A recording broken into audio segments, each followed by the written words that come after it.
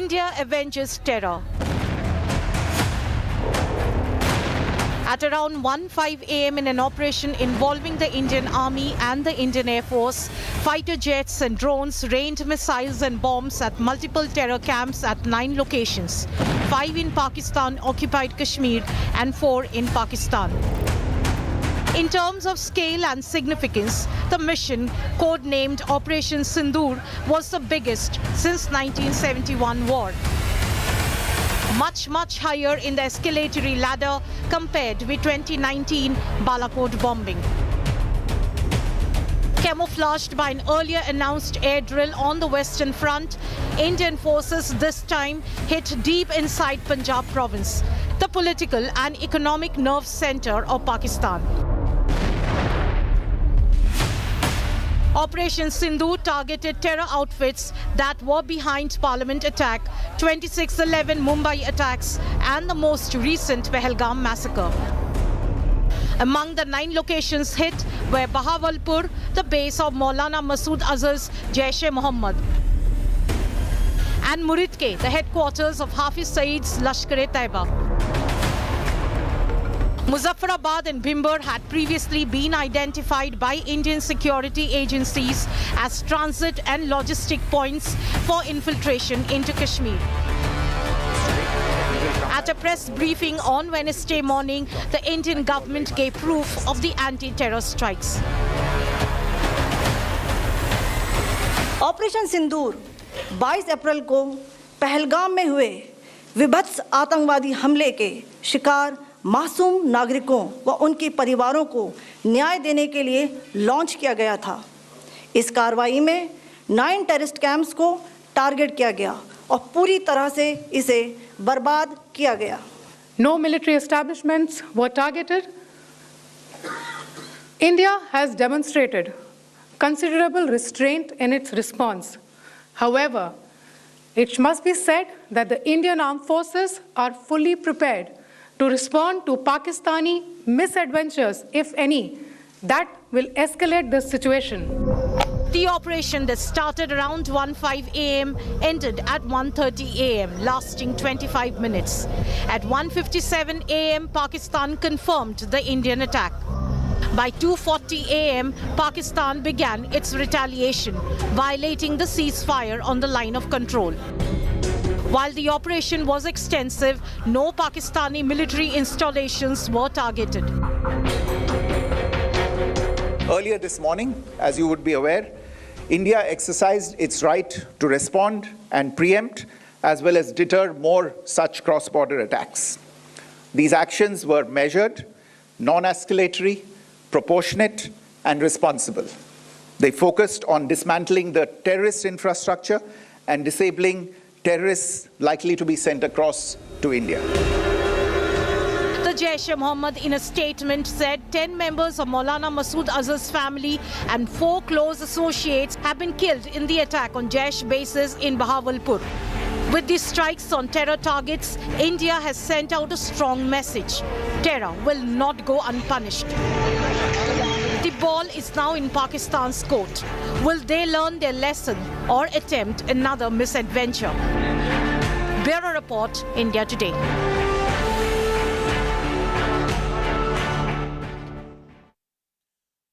Will Pakistan learn a lesson or will Pakistan attempt another misadventure? With me on this special broadcast is Ambassador Ruwan Azhar, Israel's ambassador to India.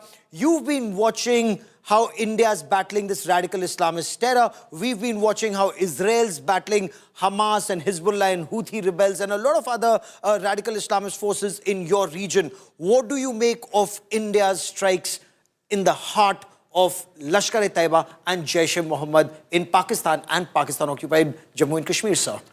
Gaurav, it's only natural that India would take action to defend itself in the backdrop of this terrible attack that targeted civilians in the most atrocious way. Terrorism cannot be tolerated, and the fact that India took action, it is according to its right for self-defense, which Israel supports. So Israel supports India's right to self-defense. The manner in which India pinpointed targets, Lashkar-e-Taiba headquarters, Jaish-e-Mohammed headquarters. Why I ask you, Ambassador? Because India and Israel have bled together at the hands of Lashkar-e-Taiba. The 26/11 Mumbai terror attacks that I covered, including at the Jewish Chabad house, where lives were lost, and Lashkar and Pakistan's state-backed terror had planned it to the T. Is this retribution? Does this deter those radical Islamist forces in your appreciation? Well, although there are similarities between the situation in our region and the situation in this region, at the end of the day, it is the responsibility of each government to exercise the right to self-defense and to make the right calculations in order to decide what is required to be done and how it's going to be done. We are not part of this conflict, and we completely trust the Indian government to take action as it sees fit in order to defend ourselves. When it comes to Israel, there's no doubt that we suffer from the same problem, that the terrorists are actually becoming more and more violent and atrocious. And you know what? This is probably because both India and Israel are successful countries. And as much as we succeed economically, security-wise, militarily, foreign policy-wise, the gap is increasing between our success and their failure. And that's the reason why they target us. They cannot match up to us, so their attempt is to bring us down. Is our intelligence-based operations the only way to fight this Hydra-headed monster of radical Islamist terror? The name may be Jaish-e-Mohammed today, Lashkar-e-Taiba tomorrow, or Pakistan's ISI another day. Gaurav, there are many things the international community can do in order to fight terrorism, and unfortunately, they are not doing enough. It's not enough to condemn terrorism. It is prohibited to contextualize terrorism and to think that terrorism only hits us, only hits you. Terrorism is terrorism, and if we don't tackle it, it will hit everyone else. And therefore, the international community should unite in order to do many things, to expose those who harbor terrorism, in order to punish them. We should do together much more in order to prevent radical content to entering social media and electronic media. We can think together how to develop capabilities to fight terrorism. And this is the responsibility of everybody in the international community, all the states. And as much as we are successful in that, we will have to invest less in military solutions. Why is it that the world hasn't been able to come together, considering you've been bleeding for decades, we've been bleeding for decades? Even countries like the United States of America, a strong strategic partner of yours and ours, America has bled, England has bled, Europe is bleeding, and yet everyone's not on the same page. That's very unfortunate, and I think we have to do more. I think that if we fail, if the countries fail in doing this, in supporting us, at the end of the day, it will hit them. Because this threat is only growing. What we are seeing now is not only that we have graver crimes, more atrocious crimes. We are seeing that the terrorist organizations are equipping themselves with sophisticated technologies, with missiles, with drones, with the means to produce ballistic missiles. Can you imagine that? So this is very dangerous, and therefore we should act together as an international community to isolate the terrorists and those who harbor them. Now, when you talk to the world, and Israel, of course, is a fighter, but is also a victim of this radical Islamist terror. And the terrorists you face are now increasingly armed with more sophisticated weapons. Is that why you're trying to sensitize the world? Because those Hamas terrorists were also in Pakistan-occupied Jammu and Kashmir. They were trying to radicalize Lashkar-e-Taiba and Jaish-e-Mohammed terrorists. Is there an apprehension that unless the world wakes up, we will see more Hamas kind of terrorists in different parts of the world? As much as we have hit Hamas, there's no doubt, and we have to recognize that in the eyes of many terrorist organizations in the world, what Hamas did on the 7th of October inspired them. And this is very dangerous. And therefore, we have to be more decisive when it comes to dealing with terror threats. When it comes to Israel, we are entering a new phase in our fight against Hamas in the Gaza Strip. So far, we've been blending negotiations with military pressure, and we've managed to bring back 194 hostages. But we have still 59 left. And we have decided, the Israeli cabinet decided 2 days ago, that we are going to enter a new phase because right now Hamas is refusing to release more terrorists. They want us to surrender and to allow them to rearm and regroup. We will not agree to that.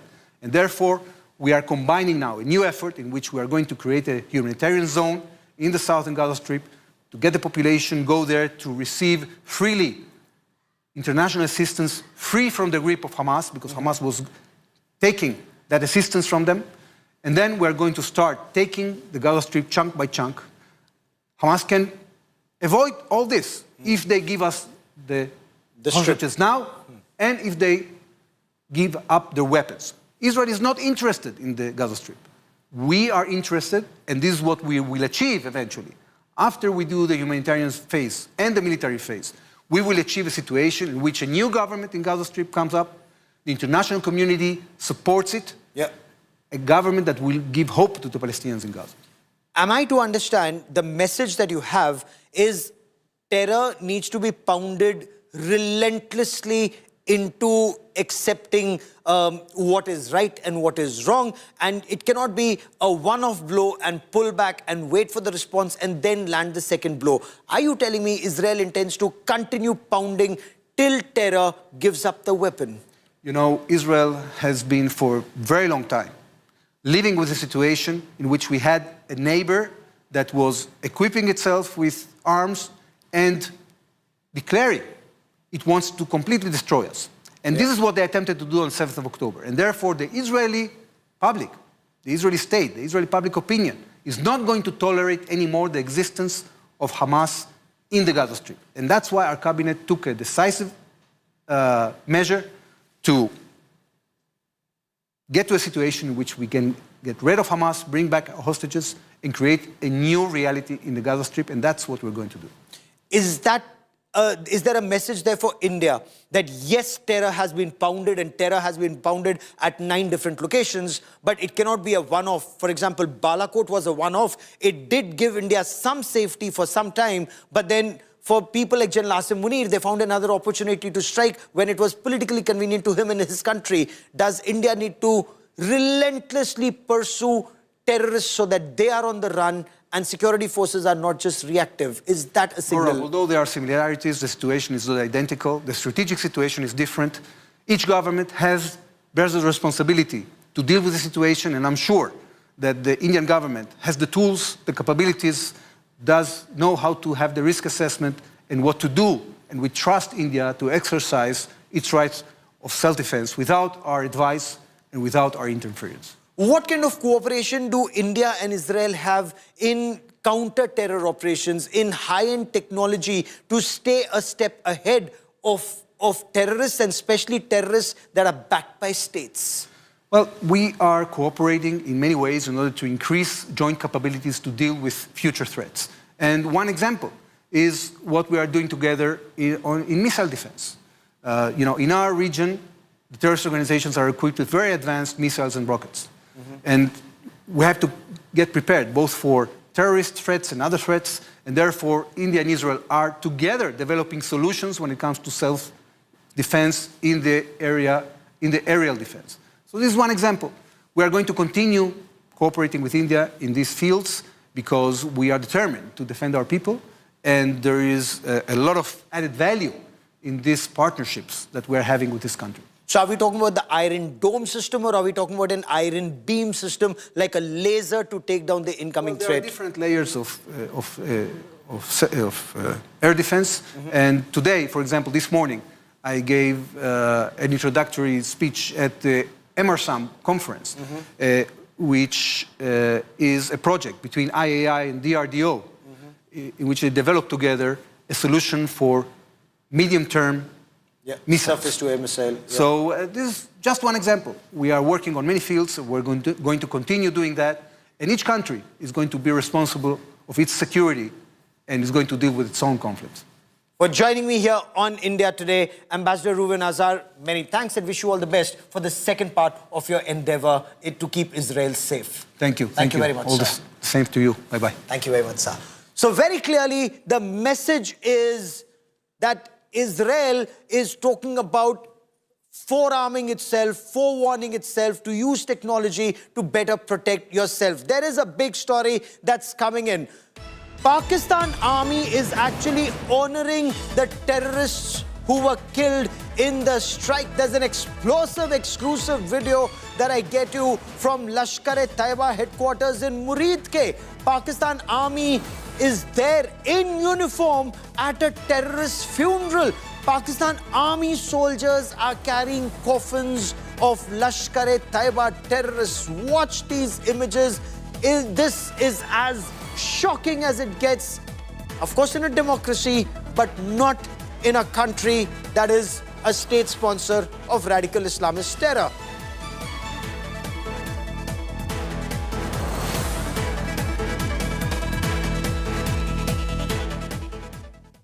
So you saw images of those funerals. Now I want to get you some details of Operation Sindoor, how Operation Sindoor was mounted and how it's different from any other operation that had been undertaken in the past, and how it started from Savai Nala to Sarjal. And I'm showing you some of the places that were targeted. I'm showing you some of these videos. Muridke, one of the biggest strikes by Government of India till date in a war on terror. Muridke is the headquarters of Lashkar-e-Taiba. That was targeted. Watch this image that we get you of Kotli. Kotli, south of Pir Panjal, in the opposite the Rajouri Punch area. Again, was a very prominent terrorist launchpad and training center. You're watching images of Kotli. I now want to get you images of Bahawalpur. Remember, 9 places have been targeted by Indian armed forces to respond to Pakistan's state-sponsored terror. That's Kotli Gulpur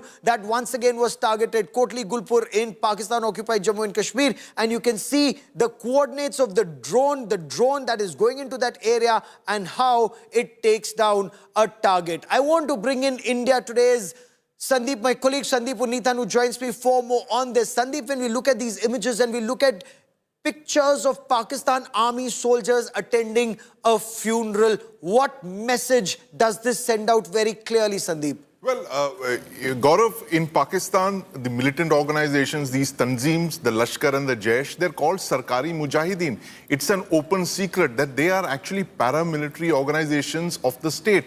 Like we have the BSF and the CRPF, the Pakistan military has the Lashkar and the Jaish and the Huji and all of these groups. These are all paramilitary arms of the deep state, of the Pakistan army itself. So I'm not at all surprised to see the Pakistan military out there taking ownership of their own, jihadi paramilitaries. And this is as blatant as it gets, Gaurav, and it only goes on to prove the fact that Pakistan is today one of the world's largest sponsors of terrorism. It has the largest number of globally designated terrorists and banned terrorist organizations operating on its soil. And it uses them to bleed its neighbors. 3 out of 4 of its neighbors have a problem with terrorists based in Pakistan, and all of them have struck Pakistan one way or the other over the last couple of months, Gaurav.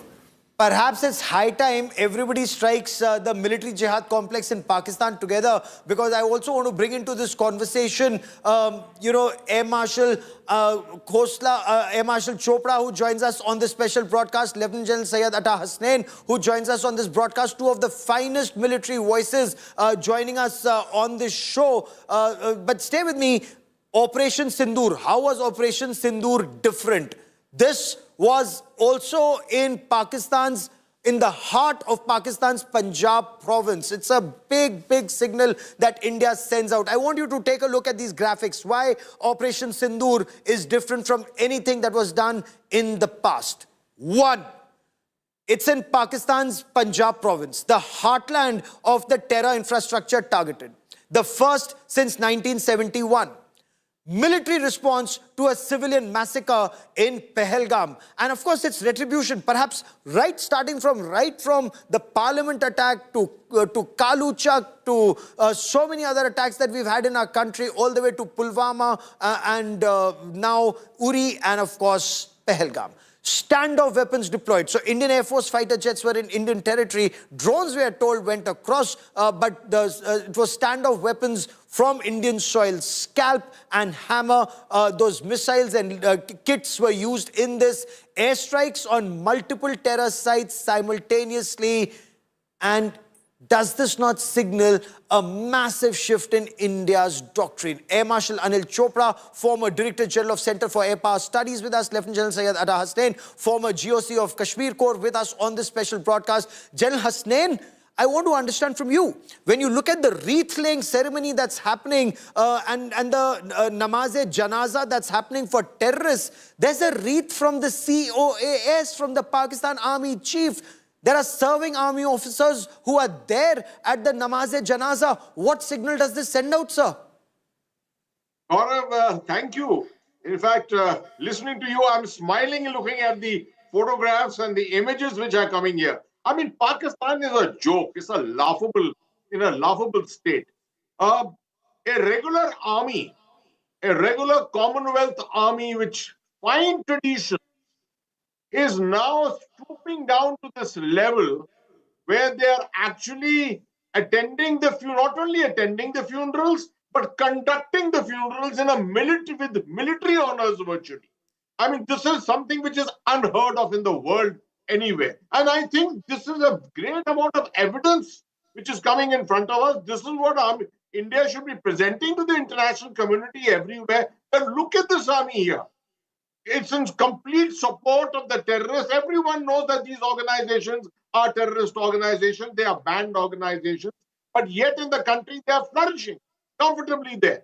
So this is obvious that this is such an awkward thing that is actually for the Indian army, someone from the Indian army, it's a laughable sight to look at. It indeed is. And I want to talk about the might of the Indian armed forces, the manner in which the precision strikes were carried out before I bring in Air Marshal Chopra into this conversation. Look at the timeline also on the visuals. Exactly at 5 minutes past 1 in the morning till 1:30 in the morning, India launched multiple missile strikes on 9 Pakistani terror training camps. We are told 24 missiles were fired in 25 minutes. Just imagine the speed, the skill, the scale, and the precision with which the threat was neutralized.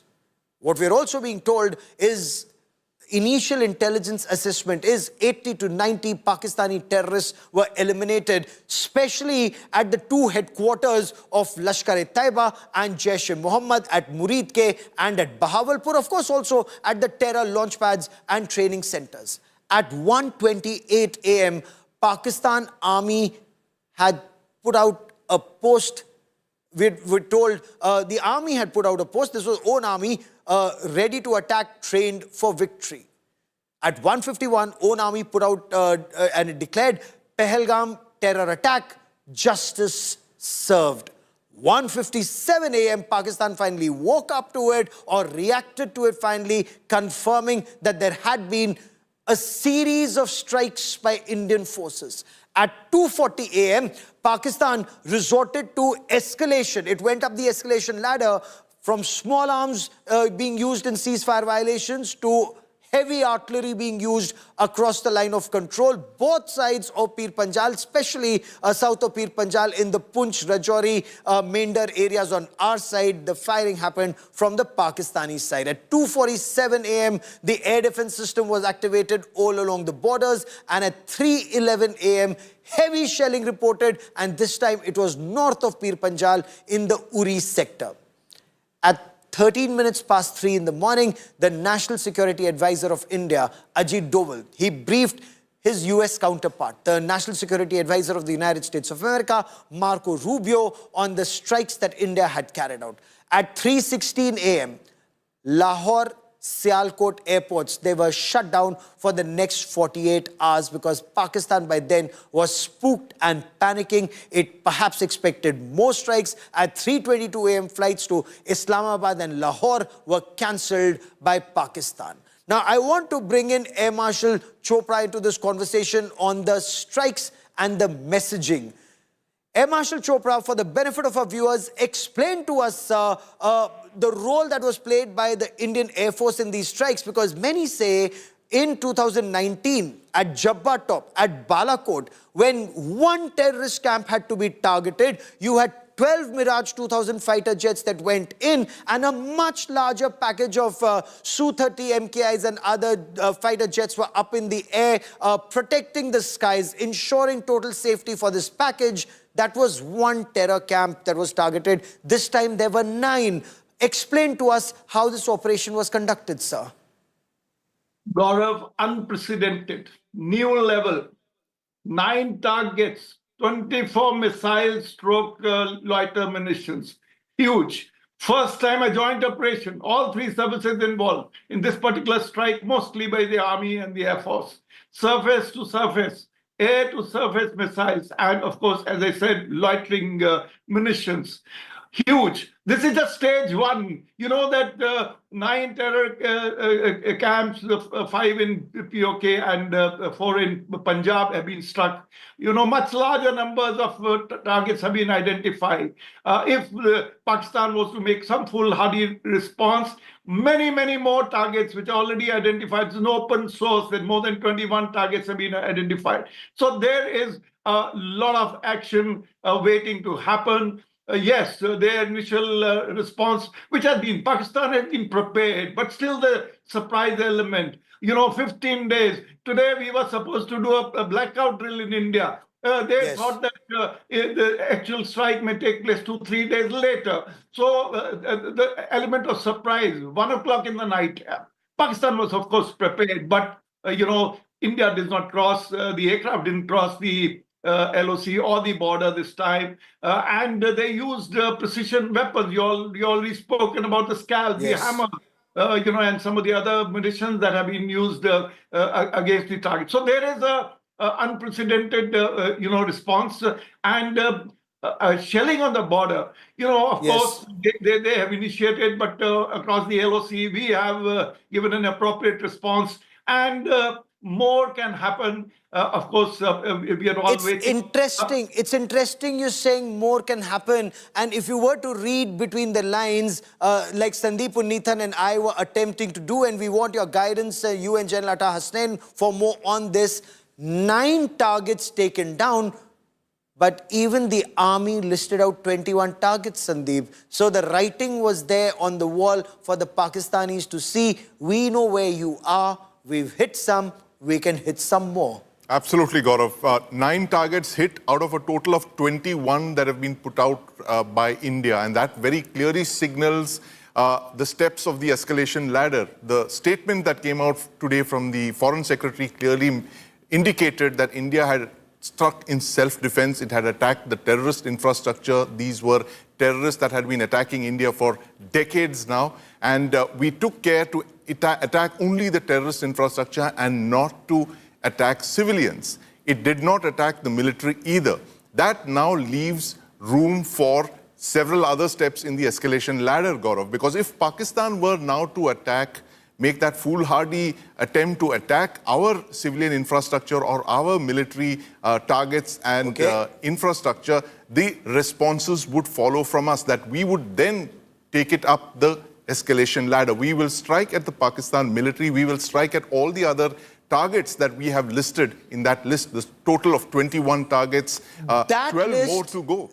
That list and a lot more. There's a lot more information that we have. Some that perhaps will have to wait a little more time before it can be put out. But since General Hasnain is with us and Air Marshal Chopra with us, and Sandeep, stay with me. I want our viewers to take a look at the weapons of war that were used for this operation. Let's for a moment talk about the hammer kit that was used. So this is a guided bomb kit. Now it can be fitted onto a standard bomb, a standard 250-pounder, 500-pounder and a 1,000 kg bomb. A smart kit is fitted onto it, which gives it the precision strike capability of a range of up to 60 to 70 kilometers. The guidance, the INS, GPS, infrared imaging or laser guidance, all of it can be used, a laser designator to target. The launch platform, of course, integrated to the Rafale fighter jets, the Omni-Role fighter jets, 36 of them in the inventory of the Indian Air Force. But what's the special capability of the Hammer system or the Hammer smart kits? It's a high precision all-weather strike capability that it has. What's also extremely interesting is the stealth feature and the fact that it can correct its trajectory mid-flight. So it's virtually impossible once the Hammer system has been fired. Remember, it was procured during the 2020 India-China standoff to take down the precision, high-value precision targets that India may have wanted to take down, but it was used effectively here. But let me also talk to you about that cruise missile that was used, the Scalp cruise missile. It's also known as the Storm Shadow. And we're playing out the Storm Shadow for you. This is a long-range air-launched cruise missile with a range of between 350 to 600 kilometers, depending on whether you have the extended range of this missile. The warhead, 450 kilogram broach warhead is what this weapon system has. Again, compatible to be launched from the Rafale fighter jets. It can penetrate, and the best thing about it, and I will show you the images of that Bahawalpur Subhanallah Mosque, because when you look at those images, you will know what I'm talking about. This has a two-stage detonation. The first stage is when it penetrates a hard top. It's like a bunker buster. It penetrates, and then when it goes underneath, it can explode. It then explodes. So that's the two stages. So it can take down a bunker. It can take down a fortified structure. Again, the stealth features, very difficult to detect on the radar. It's also, it flies so close to the surface of the earth, almost impossible for the radar to catch this. Once again, I want to bring in Air Marshal Chopra into this conversation. Air Marshal, you saw those pictures of that Bahawalpur madrasa that had been taken down, the headquarters of Jaish-e-Mohammed. If we had the Scalp system, way back in 2019, if we had the hammers, after Balakot, all that was said, proof kahan hai? This time, the Pakistanis are saying, dekh lo proof, that Maulana of terror, Masood Azhar, says he wished he were dead. Yeah. You know, Gaurav, let me add to what you have already said about Scalp and the Hammer, which, that we acquired. Actually, the acquisition process started immediately after we inducted the Rafale. And as you mentioned, after 2020, it got accelerated and it came. Scalp was already there. Scalp is a cruise missile, follows the terrain. You feed in the coordinates. Thereafter, she's autonomous. She has various ways of navigating. High CEP, less than 3 meters CEP, and you shown us, we all seen since morning pictures, videos of the attack of the mosque. The holes penetrated, made a hole, and inside we all seen the level of damage that's got. High explosive, 450 kg, got a heavy, explosive. Similarly, Hammer is essentially a glide bomb, which the range also depends on what speed you will release it, because faster speed you launch at, it will go a little longer away. It open its wings once it's in flight. Again, as I said, the kits are for different 250, 500, and 1,000 kgs. Different types of bombs. The accuracies are very high. They are expensive weapons. So therefore, no country buys after doing a lot of trials and tests. So therefore, a great choice of weapons, undoubtedly. And of course, we are not yet talking much about the loiter munitions. What loiter munitions have actually been used? They would have cost a lot of. We all know that we have got our own Happy type of loiter munitions, which are also very, very powerful. What exactly the type of drones that have been used? They are not yet in public domain, but I'm sure we will hear about it very, very soon. Yes. General Hasnain, when you look at those images of the Masjid Subhanallah, the Markaz Subhanallah at Bahawalpur, when you look at that image of Murid Ke and the destruction there, you've commanded your corps in Kashmir, and both these terrorist groups, they've bled Kashmir from that first terror attack, that suicide attack at the main gate of the Badami Bagh cantonment, that suicide bombing, that VBIED, to the number of terror attacks in J&K. What went through your mind when you saw these images? What kind of an attack was this on the soul of that radical Islamist terror, sir? See, Gaurav, there are two aspects which are important for us to remember. Firstly, of course, precision-guided munitions of this kind, which were not available there, as you very correctly say, after 2020, they were acquired, gives us a capability, a completely transformational capability, taking the Balakot strike many, many generations beyond. And this is something that Pakistan will obviously take note of.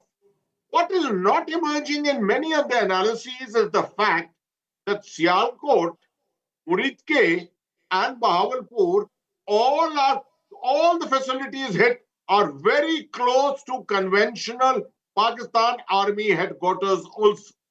There is 31 Corps headquarters at Bahawalpur, 8 kilometers away from that site. There is Muridke, which is 42 kilometers from Lahore, where the headquarters of 4 Corps is. And Sialkot itself, we are aware of the contents of the forces in Sialkot.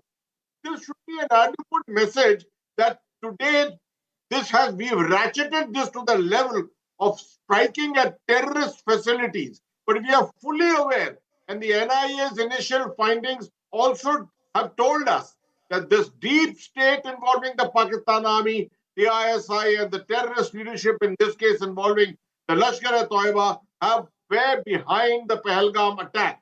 And obviously, therefore, the next level of escalation, if it takes place, and I'm sure Pakistan is not going to stop at this, they will and definitely try and take this to the next level of some kind of a sub-conventional strike again against us. If that happens, this should be a lesson for Pakistan. The next PGM could land on any of their headquarters, and they should be prepared for that. That's a very significant point you make. And I want you to elaborate on it before I bring in Sandeep Unnithan and Air Marshal Chopra into this conversation once again, because you are taking this conversation to the next level. Are you saying that after India targeted 9 terrorist locations, Pakistan would hit back? But what would it hit? Some civilian area? A brigade headquarters, a battalion headquarters? Would it go after a military target? Would it go after a bridge, a roadhead, a dam? What would Pakistan hit in India in your appreciation, sir? General Hussain. Oh, you're asking. Okay. Gaurav, a counter-strike in this manner need not take place in the next 2 days, 10 days, 20 days, or even 3 months. We know that Pakistan's doctrine is not about conventional strikes, and they don't have that capability either. Their strength lies in sub-conventional. Pahalgam was sub-conventional, and therefore whatever they do will be in the sub-conventional domain. And they know that responses to the sub-conventional domain is always a difficult decision for any adversary to make. But here India has conveyed a very strong message. We have the capability to hit precisely a location, a headquarter, even a personality, if it arises in the future. We've done it this time, we can do it next time to something greater. Very interesting. Sandeep, would you share that appreciation that Pakistan realizes conventionally it is not in a position to target the Indian armed forces? It may not be its air force, the army, perhaps beyond those artillery strikes at the LC. General Hussain, and I'll come back to you to respond to that. And perhaps Pakistan would once again use this radical Islamist terror threat to bleed India. Or will Pakistan Army, General Asim Munir, if you were to read his mind, would he want to resort and retaliate through a military strike? Well, Gaurav, if it were General Rahil Sharif as the army chief, or even General Bajwa as army chief, there wouldn't have been a retaliation. But it is General Asim Munir. All of this is his doing. He believes he is, he has arrived to save Pakistan from the chaos that it is in, and he has landed it into even greater chaos. It is in the kind of economic mess. It's in a politically unstable, and he has chosen to go down this path of conflict with India. So now it is actually a blow to Asim Munir's plans. The fact that we could carry out the biggest attacks against Pakistan, especially those 5 targets in Pakistan's Punjab province, the biggest attacks since 1971. The geographical spread of these attacks, Gaurav, 700 kilometers apart, from targets in POK right down to Bahawalpur in southern Punjab. That tells you the sheer spread of these targets, the kind of precision munitions that were used. the messaging that has been conveyed to the Pakistan military is that you can try and hide your terrorists wherever, but we will get them eventually. So the ball is now in General Asim Munir's court. And like I said, General Asim Munir is a smaller version of General Pervez Musharraf. He has possibly half the IQ of General Musharraf, and that makes him really dangerous and unpredictable. And Pakistan Army's entire game is about parity with India. So if General Asim Munir, if he were to read his mind, he would look at avenging these attacks with some kind of symbolic 9 or even possibly 10 such symbolic strikes across the border into India, which is precisely the reason that India has shown all those steps in the escalatory ladder that we have not targeted the Pakistan military yet. But if you choose to respond to today's attacks, then we will move up the escalatory ladder. So we have established escalatory dominance with this strike today. Is that also your appreciation? Would Pakistan, and I've been reading a lot of commentary across which seems to indicate that their air power, despite our 36 Rafales, despite our S-400s, Pakistan claims with their J-10Cs, with their PL-15 air-to-air missiles, with their JF-17 Thunders and some of those J-20s, their air power is superior to ours. Would you agree with that assessment that the Pakistanis have? And can they launch an airstrike, a missile strike, or a conventional strike against India in retaliation, either now or later? I tend to agree with Sandeep. Why? See, firstly, that Pakistan military's ego is hurt. Surely they would want to respond. And as you rightly brought out, that there is no terrorist camp they can come and hit. So what they will try and hit some military targets, a small package, just to assuage their ego. And that's all. But we know that if they hit a single military target in India, India will respond. This morning only I have written an article which has been uploaded on the comparison of Pakistan Air Force and Indian Air Force. Many more things have happened between Balakot and now. We got the S-400, 400 kilometers, 600 kilometers the radar cover, 400 kilometers the missile cover. So therefore, they are conscious. A number of, we got 260 Su-30 MKIs and upgraded Mirage 2000 MiG-29s, and of course Rafale. And air-to-air missile, let me tell you, the Meteor has got a range of 180 kilometers. PL-15E, the export version, which is with Pakistan, has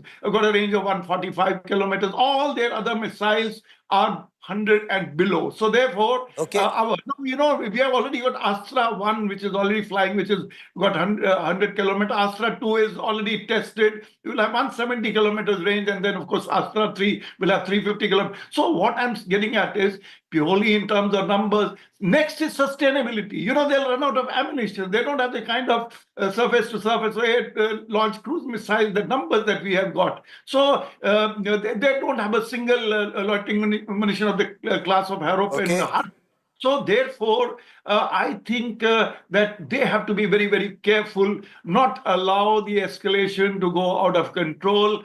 They have no money. They will, nobody's going to give them ammunition for free. So therefore, I think the army will be very, very careful. They will think about it. Maybe they have already said they'll take their own time. And as Sandeep said, they could take a couple of days to respond. So it's a wait and watch, but we have to be careful. We have to be ready. We can't let them get away this time. Yeah. General Hasnain, when you look at the bigger picture of India's response, do you look at it as a game changer? Do you look at it as a tactical response? Do you look at it as a strategic response, upping the game completely? And how would Pakistan Army Chief be reacting to it? Will he be under tremendous stress from Imran Khan supporters within his country? Is he now on a sticky wicket, sir? Gaurav, going from one target at Balakot or Jabba Top to 9 targets is an exponential leap. And that should be taken stock of when we look and analyze this whole thing. I think the transformational leap has been made because of the acquisition of this weaponry by the Indian Air Force and the other services, and the precision capability that we have acquired, and the will to demonstrate this. the will to demonstrate this through good target acquisition before through intelligence means, which was very essential. Therefore, in my assessment, this was a hugely strategic decision which was taken, and it will have a huge strategic impact because it will lull Pakistan into now thinking that the next one can be even bigger. So this is an increase which is taking place, an escalatory ladder which will be the next rung which we are going to. Pakistan, of course, still retains the capability of having its a sub-conventional option running along. And that is not going to be given up in a hurry, as very correctly assessed by Sandeep just now. It is a very irrational chief that you have at the moment there. Pakistan, as it is an irrational nation, the deep state is irrational, but here, with the chief currently there, it is absolutely gone bonkers. And that's why we can expect anything from them. Okay, and Sandeep, quick last word to you. When you assess the bigger picture, because you and I have covered 26/11 Mumbai terror attacks, you and I have covered the 2006 train attacks in which 200 people were massacred, so 366 just here. Plus, if you were to add the 1993 Mumbai blast in which 257 people had been killed, Zaveri Bazaar, German bakery, Raghunath Mandir, Parliament attack, J&K assembly attack, this is retribution. Would this get into the psyche of terrorists like Hafiz Mohammed Saeed or that Maulana of terror Masood Azhar, who today was quoted saying, with 10 members of his family dead, he wished he were dead too? Gaurav, I don't take what the Maulana Masood Azhar and Hafiz Saeed think, because what they think matters very little. Because like I said, about 2019, the Balakot attack, a line had been crossed. India had crossed a red line. The bombs had fallen on Jabba top, but the impact was felt in GHQ Rawalpindi. So with today's attacks, Gaurav, as General Hasnain mentioned, that these are massive in a way that we have never attacked the terrorist infrastructure in Pakistan. The number of targets, the sheer spread of targets, 9 targets across 700 kilometers from POK right down to southern Punjab. This itself signifies a very, very big shift in India's response. And that message has gone to GHQ Rawalpindi, Gaurav, and they will think 10 times before launching any such attack like Pulwama or Pahalgam, because they know that the next attack is going to be even bigger. And that is going to be something like what the Israelis say, mowing the grass. We have no option, Gaurav, but to keep mowing the grass. Every few years, come back with a bigger attack to take down this infrastructure of terrorism. Because the ultimate goal, Gaurav, here is to get the Pakistan army to stop sponsoring terrorism, stop using terrorism as an instrument of state policy like they've been doing from Jammu and Kashmir, Punjab, Mumbai, right down to Pahalgam in 2025. It's almost 4 decades of terrorism. That message is very clear. Terror should no longer remain a low-cost option for Pakistan Army. And after these 9 targets were taken down, clearly it's an unaffordable cost, or is it? We'll track that story very closely. Gentlemen, for joining me here on this India Today special broadcast, many thanks. There's breaking news that's coming in. Foreign Secretary Vikram Misri has just briefed envoys of the United Nations Security Council countries in India on the current situation along the line of control and the escalation by Pakistani side. Gave details about how Pakistan is shielding a Lashkar-e-Taiba front called the Resistance Front. India's response, the Foreign Secretary, as he pointed out earlier this morning, was targeted, measured and non-escalatory. The Pahalgam terror attack was a barbaric attack. The manner in which those Pakistani terrorists singled out tourists, asked them their names, their religion, and shot dead Hindus, singling them out in front of their wives, their children, and the survivors. The wives were told, "Jao, Modi ko batao." So that was a very clear signal that radical Islamist terror was sending India today.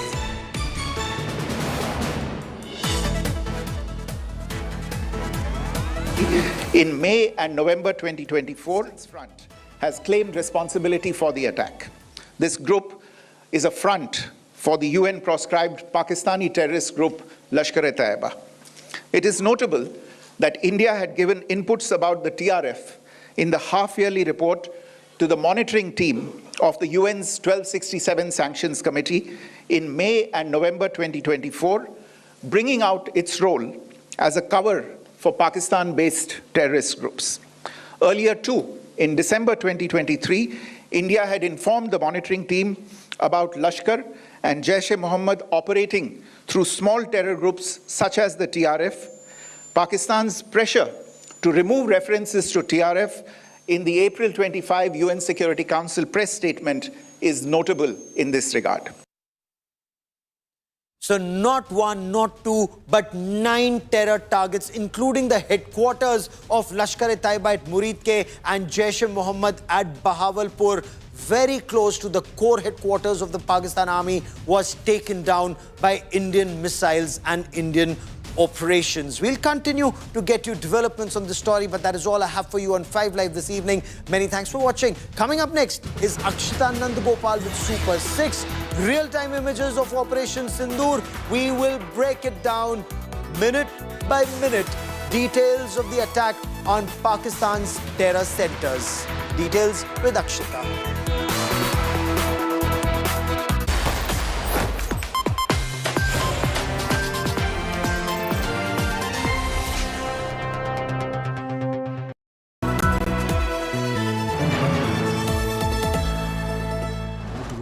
Edge 60 Pro, the edge of excellence.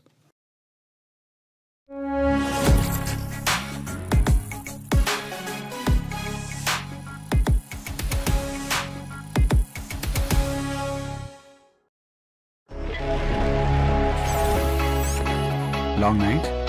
You have no idea. I got you.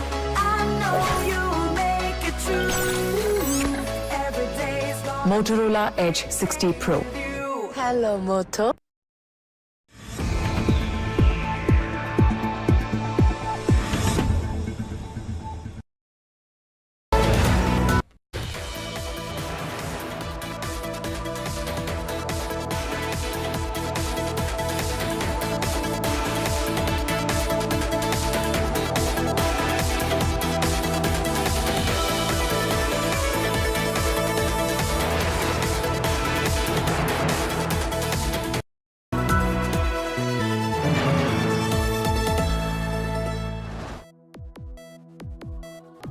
Detox teas cleanse your organs. Microwaving destroys nutrients. Cracking knuckles causes arthritis. Well, your feed is full of myths and your kitchen's a lab of unproven remedies. But what's the fact?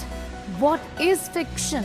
We'll break it down for you. Myth-busting with science, evidence and expert insights. Because your body deserves better than viral health hacks. This is L360. With me, Sneha Murdani.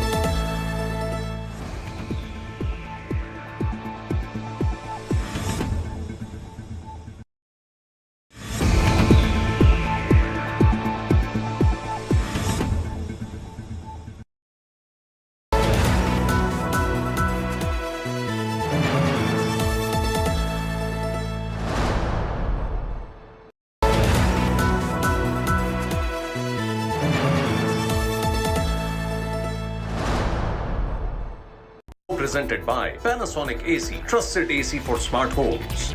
Sensodyne, daily sensitivity protection. The new Tigua R-Line. Muthutu Mini Financers stands by you always.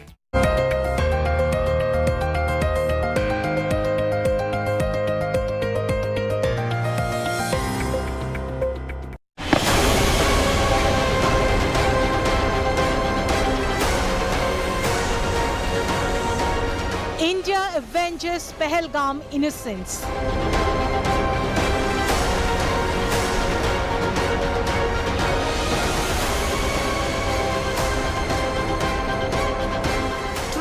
45 minutes, 9 terror targets demolished.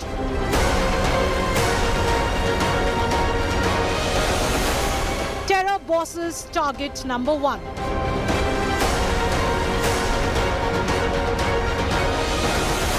Hafiz Saeed and Masood Azhar's terror havens blown.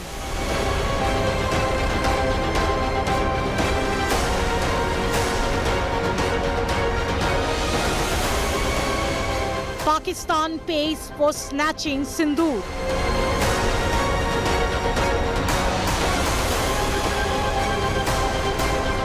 India's Operation Sindoor.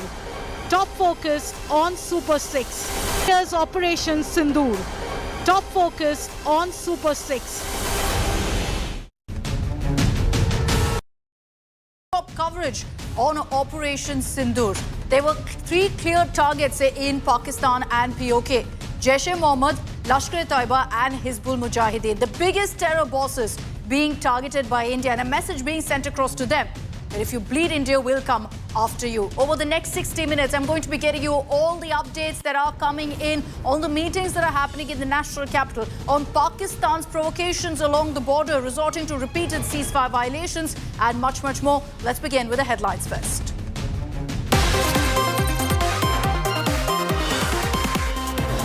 India avenges Pahalgam terror attack. India hits Pakistan terror targets, kills 80 to 90 terrorists. Images of destroyed Jaish and Lashkar terror camps.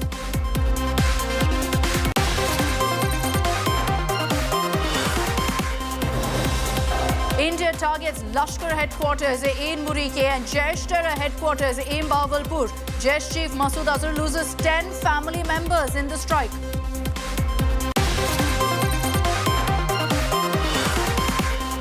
Real-time images of Operation Sindoor. Videos show how India fired missiles on Pakistan terror hubs in Pakistani soil. Indian missiles rained on terror camps for 25 minutes.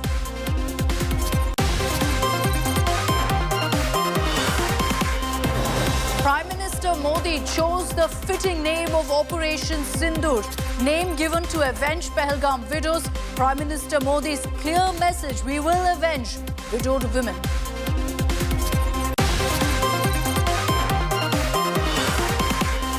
Prime Minister Modi lauds Operation Sindoor in Union Cabinet meet, calls it a proud moment. Prime Minister also meets President Murmu at Rashtrapati Bhavan to brief her on operation.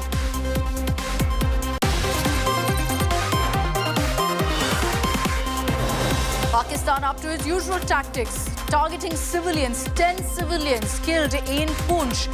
India bleeds after targeting Pak's terror machinery. Pakistan goes after innocents.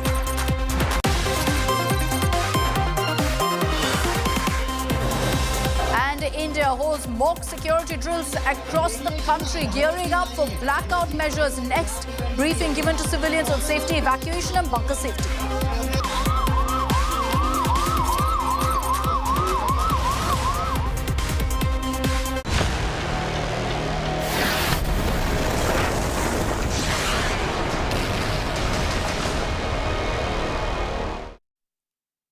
In the last many hours, non-stop updates that have been coming in since Operation Sindoor, since the successful carrying out of that operation. If you've been missing out on all those updates, we've got you covered here on India Today. Let's begin with the top 10 updates, developments that have come in.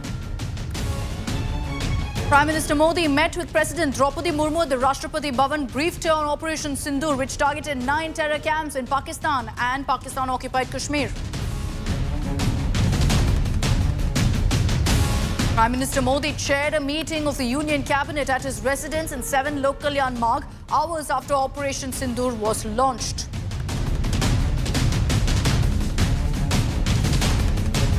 In his first reaction to Operation Sindoor, Prime Minister Modi hailed the same, calling it a proud moment for all of us. He was speaking to his cabinet ministers in that meeting. Prime Minister Modi also held another huddle with Home Minister Amit Shah and Defence Minister Rajnath Singh. Now, the Prime Minister also held separate high-level discussions with the Home Minister, with the Defence Minister on Operation Sindoor and the aftermath.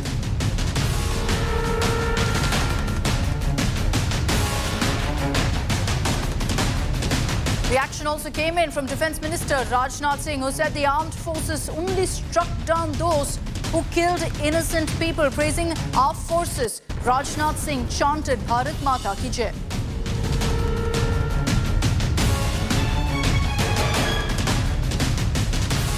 Following the launch of Operation Sindoor, Home Minister Amit Shah chaired a high-level meet with chief ministers and other concerned government officials of various states, including Jammu Kashmir, Punjab and Rajasthan, those which border Pakistan.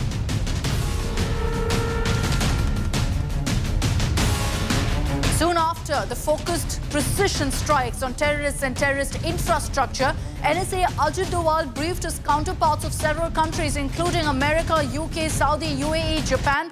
Contact was also established with the Russian NSA.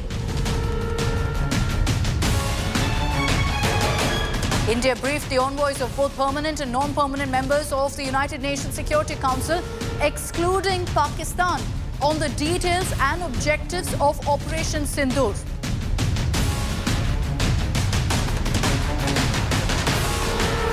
The Chinese ambassador to India was also called to the MEA headquarters for a detailed briefing on Operation Sindoor.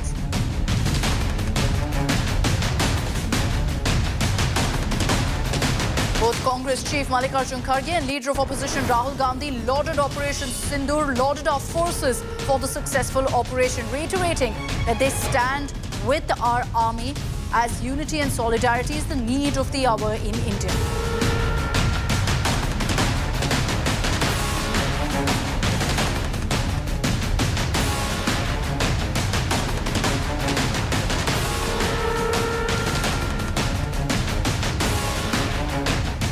Let's recap for you what exactly Operation Sindoor was all about. Precision strikes, buildings, mosques, which essentially served as terror hideouts, terror hubs, were targeted in these strikes deep into Pakistan, into POK, by our forces. This was a 25-minute operation. It lasted essentially from 1:05 to 1:30 this morning. And what you see on your screens are the images of the strike. These pictures are from Murike, very close to Lahore, which is what makes this operation so challenging and yet pulled off by our forces. On the right of your screens, you see these pictures of when the strike actually happened, with multiple explosions rocking this very building. On the left, early morning images of the aftermath. Nothing left but rubble, broken to bits, the entire building, and only that building. If you notice in that footage, everything else, including the fencing, completely intact.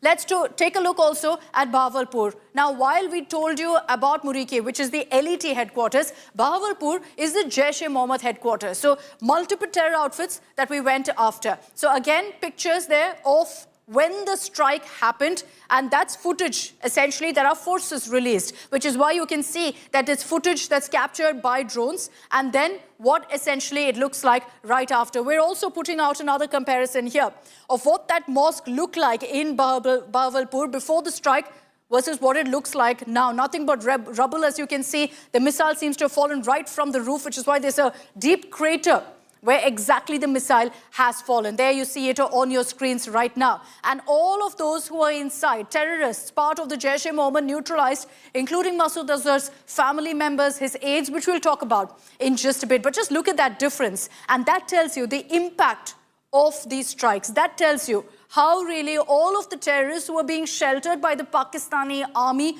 who were protected by the Pakistan army for the last many years, taking that protection for granted, thinking nobody can touch them while they're in the heart of Pakistan, close to Lahore, in Bahawalpur, which is a Jaish core area. They were clearly mistaken, as India ensured that these precision strikes targeted exactly these buildings. But there are videos now that have emerged, which our forces have put out, detailed videos of exactly what these strikes look like. In some cases, it was, in fact, long-range cruise missiles like the Scat missile that was used, fired off from Rafales from Indian soil to target far-off locations, far-off targets. Then there were others where drones were used to also go ahead and attack particular locations in Pakistan and POK. All of this in a matter of 25 minutes. Take a look at our next report, where we kind of decode for you each of the videos that have emerged, what it establishes, how the strike actually took place.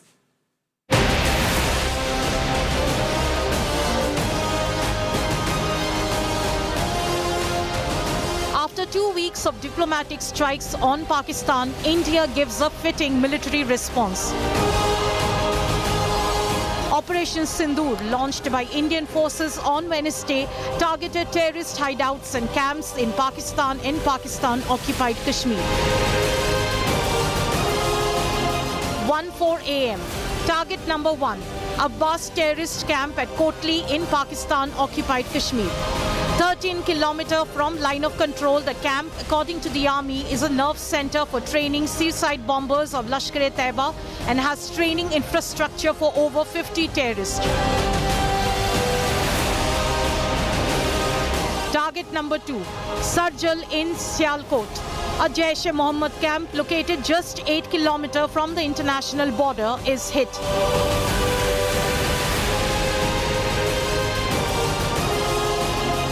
At 1:11 a.m., a Hizbul Mujahideen training camp in Mehmoona, close to Sarjal in Sialkot, is struck.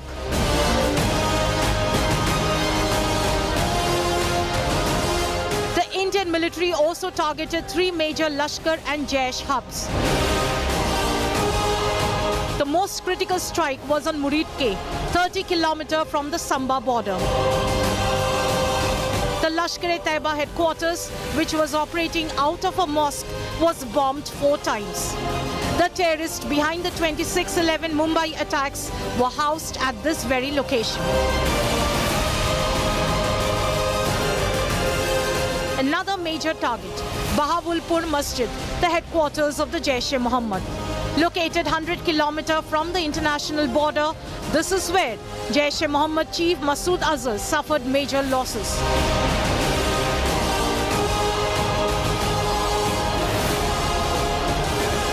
Seven close aides, his elder sister, brother-in-law, nephew, and the Kotli camp commander are killed in the strike.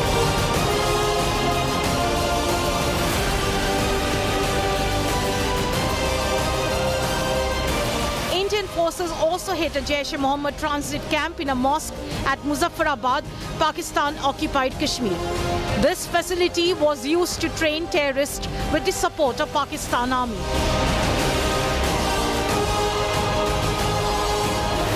Another major target was the Bhimbar camp in Pakistan-occupied Kashmir, housing several active terrorists. Additional locations like Gulpur and Chak Amru, used for training, weapons storage, and safe houses, were hit. Gulpur has been linked to the April 2023 Poonch terror attack. The details and proof of Operation Sindoor were released by the government on Wednesday morning. The media briefing was conducted by 2 women officers in a tribute to the widows of the Pahalgam attack victims.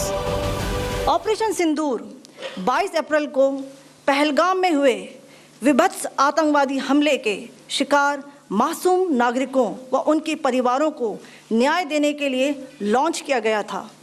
इस कार्रवाई में 9 terrorist camps को target किया गया और पूरी तरह से इसे बर्बाद किया गया। No military establishments were targeted. India has demonstrated considerable restraint in its response. However, it must be said that the Indian armed forces are fully prepared to respond to Pakistani misadventures, if any, that will escalate the situation. Operation Sindoor struck at the heart of the terror network in Pakistan. Will Pakistan learn its lessons? Remains the big question. Bureau Report, India Today.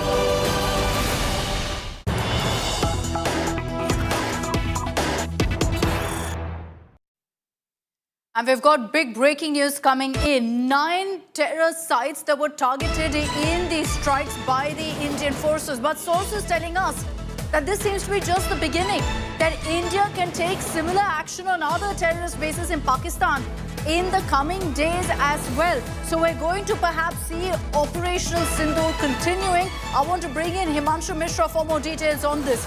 Himanshu, क्या ये कह सकते हैं कि जो हमने देखा है अब तक वो सिर्फ फेज 1 है ऑपरेशन सिंदूर का? देखिए बिल्कुल एक तरीके से देखा जाए तो अभी पहला स्टेप है। अगर पाकिस्तान की तरफ से रिटेलिएट किया जाएगा तो भारत इससे बड़ा जवाब देगा। और आज भारत ने पूरी तरीके से पाकिस्तान को एयरफोर्स के जरिए और ज़मीन पर जो है आर्मी के जरिए जो है पूरी तरीके से जवाब दिया। और आतंकी हमला जो हुआ था उसको लेकर पलटवार है। और भारत ने एक अगर देखें तो वैश्विक स्तर पर जो है एक बड़ी कूटनीति बनाई थी, जिसमें अगर आप देखें तो यूएन सिक्योरिटी काउंसिल के जो पांच मेंबर हैं उनमें से 4 मेंबर भारत के साथ खड़े थे, चाहे वो रूस हो, यूएसए हो, यूके हो या फ्रांस। चीन की भी जो भाषा थी, चीन की तरफ से भी जो जवाब था वो पाकिस्तान के पक्ष में पूरी तरीके से नहीं दिखाई दिया। और इसीलिए पाकिस्तान जो है पूरी तरीके से अलग थलग दिखा। सिर्फ एक टर्की को देखा जाए तो उसने हमें पाकिस्तान का खुलकर समर्थन किया है। इसीलिए पाकिस्तान को अगर इस तरीके से दोबारा वो रिटेलिएट करता है, किसी भी आतंकी घटना को दोबारा अंजाम देगा, तो भारत इससे बड़ा कड़ा प्रहार जो है वो पाकिस्तान पे कर उसको ये बताएगा कि आतंकवाद अब भारत में नहीं चलेगा। आतंकवाद अगर पाकिस्तान के द्वारा किया जाएगा तो भारत इस तरीके का जवाब देगा जिसको पाकिस्तान के लिए सहना थोड़ा मुश्किल होगा। Okay, this is big breaking news that Himanshu is getting us, that we could see in the coming days more such strikes. It could change, of course, the manner of the strike, the manner of the operation. It could be completely different from the current form that we've seen of the hit back at Pakistan terror camps. But we're hearing sources suggesting that India could go ahead and take similar action on other terror bases in Pakistan in the coming days. 9 sites have been hit. We all know that there are hundreds more in Pakistan, and so we could see India going ahead and targeting more of these sites. ये सवाल भी उठता है हिमांशु कि क्या जो terror masterminds है जैसे हफीज सईद या मसूद अजहर, उनको भी टारगेट कर सकते हैं। Alright, we'll get Himanshu in just a bit for more details on that. But you're going to be seeing essentially more such steps being taken to tackle these terror hotspots, to tackle these terror hubs. So what we've seen so far could just be part 1 of Operational Sindoor. And this is why forces repeatedly have been saying that, look, this is an ongoing operation. But it was a challenging operation. Looks very simple by how our forces managed to pull it off. But here's why. It was extremely challenging, and we must laud our forces for what they've pulled off here. Pakistan was in a state of high alert. You had ministers openly talking about it, saying, look, India's going to strike any moment. It's going to happen in 24 hours and 36 hours. So they were at the highest level of alert. And despite that, India managed to pull this off with Pakistan having no clue. And how did we do it? We went right into the heart of Pakistan without stepping foot in Pakistani soil. From our own territory, we fired missiles and we've landed right next to Lahore even. And that tells you how these precision strikes have been hugely successful. And that's exactly it. This strike has happened without entering into Pakistan. It's not a surgical strike. This has happened with all of us, our equipment staying within India and firing at these terror hubs. And we've conducted 9 strikes simultaneously. All of this happening in one go. Essentially, these locations were identified, was planned to the T, and then at one go, all strikes took place. So it was a small window of time. Our forces knew that once that alert goes off, that one strike has happened, it will alert all of the authorities in Pakistan. So in a small window of time of 25 minutes, all of the strikes took place. And that's why it was planned to the T. Extremely challenging this, but between 1:05 to 1:30, all strikes done and dusted, all precision strikes, all hit the targets that were intended. But essentially, if you look at really who were the targets of these strikes, it was Hafiz Saeed, it was also Masood Azhar. And let's talk about Hafiz Saeed first, the terror mastermind behind Pahalgam, behind 26/11, and so many other terror attacks on Indian soil. Hafiz Saeed's biggest hideouts of the Lashkar-e-Taiba were identified, tracked down, and bombarded with missiles. 3 of the 9 targets were LET camps. But the one in Murike is crucial. Why? Because Murike is the LET headquarters with all terror recruitments, terror activities based out of this one location. And it's also extremely challenging because Murike is close to Lahore. Let's put out those details also of why Murike. It's close to Lahore, and this is the Lashkar-e-Taiba headquarters, which is why our forces are hell-bent on going ahead and ensuring that strike was at the elite headquarters to hit the very core of Lashkar-e-Taiba. It's led, of course, by Hafiz Saeed, 2611 mastermind. And this particular masjid that was hit in fact, Murike, was Masjid Taiba. Hafiz Saeed is known to have visited this particular masjid several times. It's where recruitment happens, it's where brainwashing, indoctrination happens, it's where camps also take place for all of the training to push them into Indian soil then for infiltrations. The mosque has directly been linked to elite terror activities, and we've got confessions on record on that. 2611 terrorist Ajmal Kasab, while in custody in India, confessed that he was actually trained in Murike, in this very camp. He also confirmed that he had meetings with Hafiz Saeed in this camp, in this mosque. And so that tells you how much details and how many years our agencies have actually been tracking this one location. Kasab also described what the complex looks like. He said it was key to training, planning and indoctrination. And then add to Kasab's testimony, you also had the fact that David Headley had also testified about this, about how he met Hafiz Saeed at this very location. I'll bring in Arvind Oja for more details on this. Arvind, the clear intent is to send out a message to Hafiz Saeed, जो एक हफ्ते पहले हमने expose किया कि Hafiz Saeed अभी लाहौर में है, काफी पास में है to this very location. बिल्कुल बिल्कुल, लेकिन देखिए ये 9 जो लोकेशन है जो टारगेट किया उसमें जो 2 लोकेशन है वो काफ़ी ज़्यादा इम्पोर्टेंट है और कभी किसी ने, कोई सिक्योरिटी एक्सपर्ट से आप पूछ लीजिए, कभी किसी ने सोचा नहीं होगा कि मरकज़े तोयबा जो मुरीदके में है, लश्कर का हेडक्वार्टर है, वहाँ कभी इंडिया अटैक करेगा। और शायद पाकिस्तान आर्मी को और हाफिज सईद को भी इस बारे में अंदाज़ा नहीं होगा। जबकि जब भी इंडिया में कोई टेरर अटैक होता था, खासतौर से अगर मुंबई 26/11 की बात कर लीजिए आप, तो उसमें इसी मरकज़े तोयबा जो मस्जिद है मुरीद के, उसका नाम आया था क्योंकि कसाब समेत जो 10 टेररिस्ट थे उन्होंने यहाँ पर एक ट्रेनिंग ली थी, इंटेलिजेंस गैदरिंग की ट्रेनिंग यहाँ पर उन्होंने ली थी कसाब और 10 आतंकवादियों ने। उसके अलावा पहलगाम में जो आतंकवादी हमला हुआ था, उस हमले के जो टेररिस्ट थे वो भी यहाँ पर ट्रेंड हुए थे। यहाँ पर अटैक होना बहुत बड़ी बात है। दूसरा जो जैश का हेडक्वार्टर है बहावलपुर में, उसको भी अटैक करना बड़ी बात है। ये भी बताया जाता है कि ओसामा बिन लादेन ने $10 मिलियन वो डोनेशन दिया था यहाँ पर जो बिल्डिंग है उसको बनाने के लिए। तो ये बड़ा टारगेट था। दो खासतौर से बहावलपुर में जो मस्जिद सुभान अल्लाह है उसको टारगेट किया इंडिया ने, और साथ ही साथ मुरीदके में जो लश्कर का हेडक्वार्टर है उसको टारगेट किया। 9 में ये 2 ऐसे टारगेट हैं जिससे जो पाकिस्तान की आर्मी है, पाकिस्तान की खुफिया एजेंसी ISI है, वो काफ़ी ज़्यादा डर गई है, चौंक गई है, क्योंकि POK में पहले भी 2 बार सर्जिकल स्ट्राइक हो चुकी है। और अगर इंडिया अटैक करता है तो बहुत हद तक मान के पाकिस्तान ISI और आर्मी ये चल रहे थे कि POK में जो लॉन्च पैड है उनको निशाना बनाया जाएगा। लेकिन इंडिया ने इस बार 2 कदम आगे जाकर पाकिस्तान में बहावलपुर और मुरीदके 2 जगह पर लश्कर और जैश के we will talk about Bahawalpur in just a bit. Just putting the focus once again on Muridke, and Arvind gave you details of why this particular strike is so crucial in the fight against Lashkar-e-Taiba. Let's get you some of the voices from the ground of what locals saw soon after those strikes took place. Remember, India says the casualties could be somewhere between 80 to 90 terrorists as a result of these strikes. रात को 12:45 का time था, तो हम सोए हुए थे। एक ड्रोन आया और सीधा वो उसकी थोड़ी सी हाइट ऊपर थी। उसके बाद 3 ड्रोन आए हैं, वो तीनों का ताकुब मस्जिद थी, उन्होंने मस्जिद पर हमला किया, जिससे मस्जिद का सेन, मस्जिद के आगे एडमिनिस्ट्रेटिव ऑफिस और उसके आगे मस्जिद की छत वो सारी तबाह हो गई थी। और एक अफराद था, वो अपनी ड्यूटी पे छत पे बैठा हुआ था, वो इसके शहीद हो गया। These locations effectively are terror training camps. They're also launch pads for the Lashkar-e-Taiba. We had visited this very spot in Muridke back in 2010.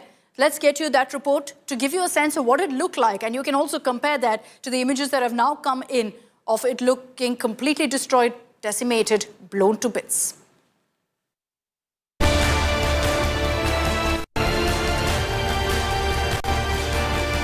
a sign that screams, this is the headquarters of the Jamaat-ud-Dawa. An automatic Kalashnikov-wielding man stands at the gate. There are other armed men behind these high walls and barbed wires. Located 30 kilometers from Pakistan's second largest city, Lahore. For the first time ever, we take you inside these forbidding gates. Headlines Today takes you inside the headquarters of the Jamaat-ud-Dawa, the front organization for the Lashkar-e-Toiba.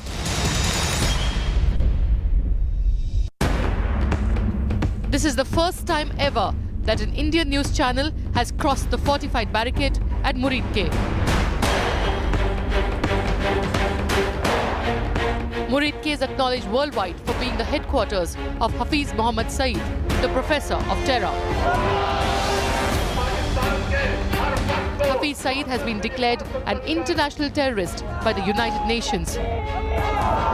Security Council Resolution 1267 passed in December 2008 bans this man and his organization, the Jamaat-ud-Dawa.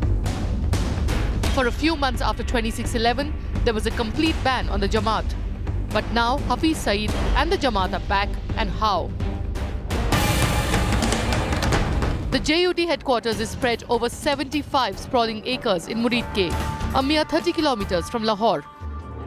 The Pakistan government promised to shut down the JUD, but that has still not happened. Even though the Jamaat-ud-Dawa tries very hard to pass off this compound as a charitable institute, but talk within the compound still revolves very much around terror. They continue to ideologically support the Lashkar-e-Toiba. This is exactly the poison that's fed to young, impressionable minds when they come to attend classes in Muridke. Poison that later takes the form of Ajmal, Amir Kasab and others who go on to wage war against India.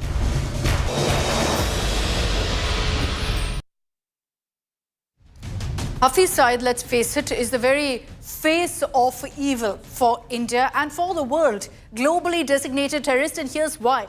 He's ensured he has the blood of thousands of Indians on his hands, having conducted and carried out one terror strike after another. From 2000, when you had the Chitti Singhpura attack in a town in Kashmir, a targeted attack on Sikhs in which 36 people died, to the 2001 parliament attack, which was conducted by the Jaish-e-Mohammed with a role of the LET as well, in which the death toll was 9, with police personnel, security personnel dying in that particular terror attack. The 2006 Mumbai serial train blasts, a massive death toll of 209, links to those terrorists directly to Hafiz Saeed. The 26/11 Mumbai terror attacks, who can forget? 166 people died, and it was all the master plan of Hafiz Saeed. And now the Pahalgam terror attack, tourists, Hindu tourists being targeted in Pahalgam, 26 of them shot dead by this man's terrorists. And that's why our forces are trying to send out a message to Hafiz Saeed that you can run, you cannot hide. I want to bring in now Ujjwal Nikam, who was the special public prosecutor in the 26/11 case, who has read into great detail about the LET's role in Indian attacks on Indian soil, but also about where the LET functions from, Hafiz Saeed's powers and more. Thank you, Mr. Nikam, for your time. Just explain to us, sir, why this strike on Muridke is so crucial. Why are we saying that this is a direct message to Hafiz Saeed? See, in 1993 bomb blast, which I tried it in Mumbai, the certain group of the Mumbaikar, they were taken to Islamabad, and from Islamabad they were taken to one isolated place, because of course those people were Indian people. They were not knowing the name of the destination, but certainly they were trained how to, how to fit a time pencil detonator in RDX, because RDX was for the first time that was used in 1993 bomb blast, and on 12th March there were bomb blasts at 12 times, at the one and same time at 12 places, number one. Number two, when the Ajmal Kasab and the 9 terrorists had attacked Mumbai on the night of 26 November 2008, Ajmal Kasab was caught red-handed, Correct. He was the only live terrorist. And he had given the judicial confession before the magistrate, disclosing how these terrorists were trained in the training camp. Ajmal Kasab has given a sensitive revelation in his confession, stating that there were the 4 types of training were given to them. The first name of the training was Daura-e-Sufa, then Daura-e-Asma, then Daura-e-Khas, and lastly Daura-e-Rivas. Now in this particular Daura-e-Rivas, these terrorists, that is Lashkar-e-Toiba's people, they were trained how to use AK-56 rifle, then how to explode the bomb, how to use the hand grenade, how to misguide the investigating agents, etc., etc. So all this type of Ajmal Kasab had given in this camp. Now Hafiz Saeed, Ajmal Kasab further says in his judicial confession that Hafiz Saeed had come to the training camp and he took the firing practice of the trainees. And that firing practice was supervised by 2 army officials. Of course, Ajmal Kasab was not knowing the names of those officials. Therefore, we have later on examined David Headley. David Headley had given a sensitive revelation disclosing the names of such a Pakistan army official who were the ISI people with their designation, and he also produced the email correspondence which he had already produced in the Chicago court, and on that basis also David Headley was convicted for 35 years. We have given this evidence, tangible evidence, to the Pakistani authority. At that time our foreign minister was a secretary, foreign secretary, and I had been to Islamabad with the members of our Indian delegation after execution of Kasab. We had an interaction and we told them that you arrest Hafiz Saeed, you arrest Zakir Rahman Lakhvi. They were asking where is the evidence. That was their stock question. So ultimately, you see, Hafiz Saeed and Zakir Rahman Lakhvi, they were running this training camp in Muridke, Muzaffarabad, and the places where our army has hit those places, so 9 places, including these 2 places. So I think Hafiz Saeed and Lashkar-e-Toiba and Jamaat-ud-Dawa and the other terrorist organizations. So Pakistan was knowing. See, earlier we have done the surgical strike. It was for a limited purpose. Now this type of Sindoor, Operation Sindoor, is a mega plan. And our army has given a clear idea that we will not hit Pakistan army installation. Pakistan civilian will not be targeted. Only such places where terrorists were trained to indulge in the terrorist activity in India.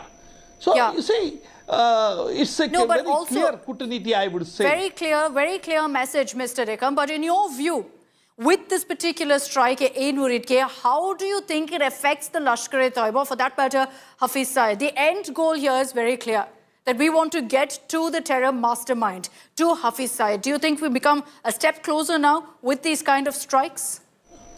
I don't think that it will destroy the Hafiz Saeed, because Hafiz Saeed will make a hue and a cry, no doubt, because he has the support of the Pakistan army establishment.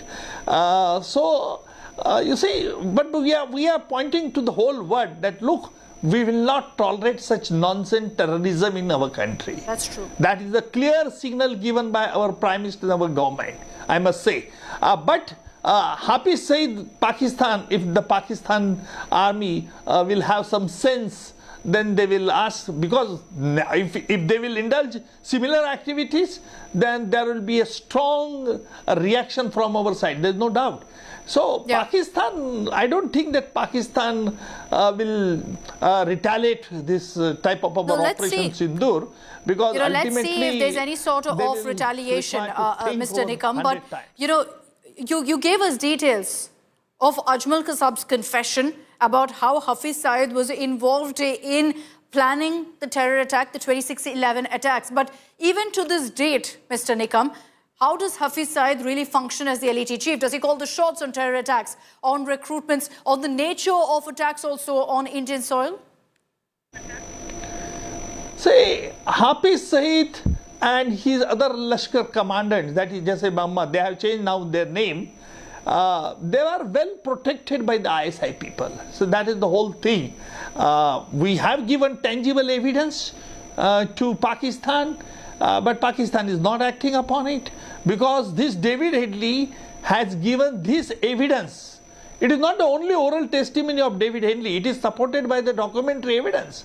And I had been to Chicago court, we have collected that evidence, we produced that evidence, and we have sent it through our dossier to the Pakistan. But Pakistan, you see, protecting. See, I would say that the Pakistani politicians, it seems that they are is the challenge. They are That under is the the clutches, challenge. the pressure of Pakistan army, especially And ISI, essentially there's protection. There's protection for Hafiz Saeed, which is the biggest challenge right now in actually getting to him and breaking down the Lashkar-e-Taiba terror network. We've taken that big step of conducting this particular strike right next to Lahore, in ensuring that the LAT headquarters is directly hit. Mr. Ujjwal Nikam, thank you very much for joining us. We've told you all about the strike that's taken place in Muridke, which is the Lashkar-e-Taiba headquarters. The other aspect of these strikes, why have these particular locations been chosen? Every one of them is linked to one of the biggest terror outfits. It's either the LAT or the Jaish-e-Mohammed, Masood Azhar. Another face of evil for India as the Jaish-e-Mohammed chief. He's the mastermind of the 2019 Pulwama attack. He's also been targeted in these strikes. 9 strikes in all that we've been reporting on. 4 out of those 9 strikes were on Jaish-e-Mohammed hideouts and on hubs. But the biggest headline has emerged from Bahawalpur, where Masood Azhar's family members, his closest terror aides, essentially those who call the shots in Jaish-e-Mohammed, they've been neutralized, they've been eliminated. All of them were hiding inside a mosque. You'll notice a trend here that in all of these cases in Pakistan, these mosques essentially are turned into terror hubs because they believe nobody will target a place of worship, so they conveniently use it to hide there and assume nobody will touch them. That's exactly what happened here. They assumed they were safe under the protection from the Pakistan army. The missile strike has wiped out scores of Jaish terrorists and some of the biggest names in this terror network. Let's talk about really why we've seen these strikes in Bahawalpur. The location that was hit was Markaz Subhan Allah. Again, it's a mosque, it's a madrasa. This was hit. Why? Because it's known knowledge for the last many years. Our intel agencies have been targeting it. It is here that the Jaish-e-Mohammed operates out of. Now, this is a massive property, and you'll see those in the images also of the mosque. It's a training center. It's an indoctrination center. What I mean by that is this is where the brainwashing happens of youngsters, putting in all these radical thoughts on them, making them hate India and whatnot. It also serves as a terror training base for the 2019 Pulwama attack, which is why while we're talking about Operation Sindoor, this isn't limited to just avenging the Pahalgam terror attack, but it's actually a larger message to terror outfits. Even the 2019 Pulwama attack, those involved have been targeted in this strike. It's the residence of key Jaish-e-Mohammed leaders. There were many of them there when the strike also happened. Overall, in this property, over 600 terrorists are known to be living. And believe it or not, this particular area is almost like a resort. It has a gym, it has a swimming pool, it has even a therapy center, it has a riding ground, stables, so it's huge property. But one particular building, which is where these terrorists were hiding, is where the precision strike took place. Let me bring in Shivani Sharma, who's joining us live with more details on this. Shivani, as far as the crackdown in Bahawalpur is concerned against the Jaish-e-Mohammed, what we're seeing is unprecedented. And of all of the strikes, perhaps the biggest dent has been felt by the Jaish-e-Mohammed, with Masood Azhar's family members, his closest aides, also being neutralized. Akshita, what we've been told through the sources that around 3 dozen of Jaish-e-Mohammed terrorists have been neutralized in this particular attack in Bahawalpur. And remember, this has been the haven for these terrorists who've been flourishing in Pakistan, and they have been training to take on the terror incidents and terror attacks against India. So this has been the biggest strike today which has happened, the Operation Sindoor, where in 9 places in Pakistan and Pak-occupied Jammu and Kashmir, this strike has happened, where these terrorists have been implicated with heavy damages. Most of these areas, which were huge buildings, as we've been showing the viewers, with all the facilities, amenities, they were being given the VIP treatment out there. They were being protected there. They were being endorsed by the government. They had close linkages with the ISI, and they were being trained and in a manner that like the Pakistani army trains. And probably all these terrorists, they were quite safe in these places in Pakistan. And today, India has avenged the deaths of 26 people and given a very strong message to Pakistan that if you will not act against terror, we'll come inside your territory and we'll neutralize the terror outfits out there. All right, thanks Shivani for joining us with those details. Why really are we after Masood Azhar and Jaish-e-Mohammed? He is another face of evil for us, much like Hafiz Saeed. He's had a role in some of the most dastardly terror attacks that have struck India, that have happened on Indian soil. I spoke of the 2001 Parliament attack. Remember, it was actually the Jaish-e-Mohammed that had orchestrated that attack with the help of Lashkar-e-Taiba. And as I told you earlier, 9 people lost their lives, including police personnel, in the Parliament attack.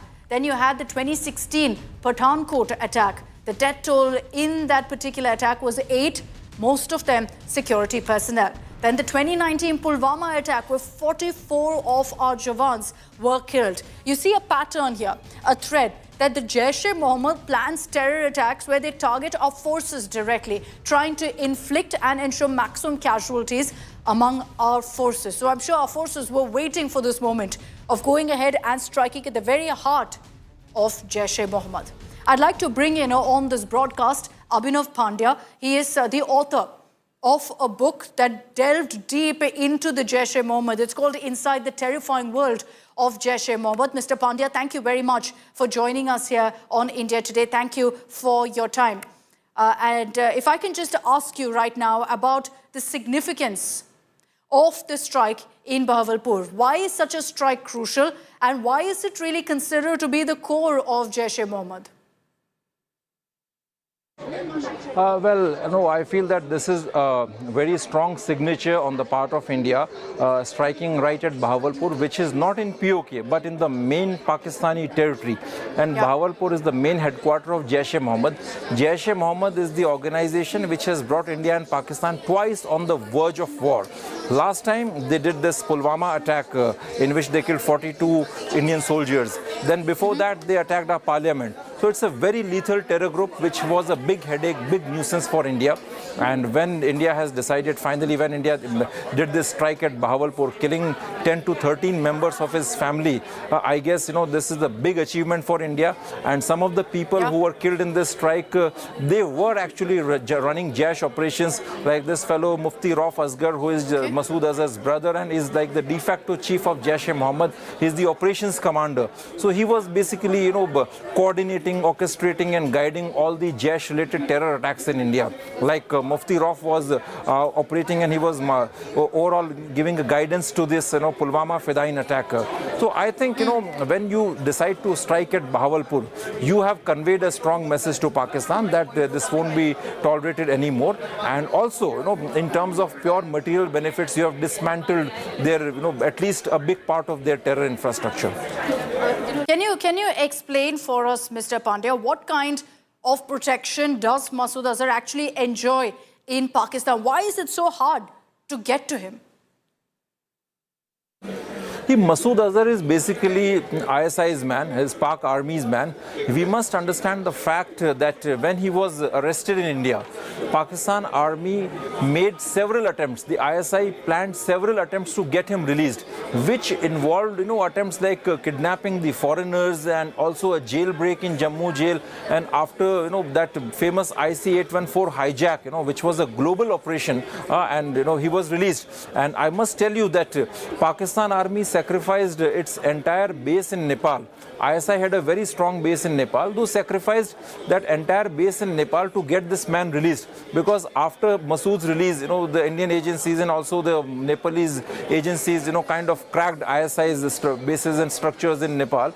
And after he was released, he was paraded as a hero in entire Pakistan. ISI gave him robust funding, all kinds of material support in terms of weaponry, munitions, everything. So we can say that I mean, he enjoys immense amount of support from ISI.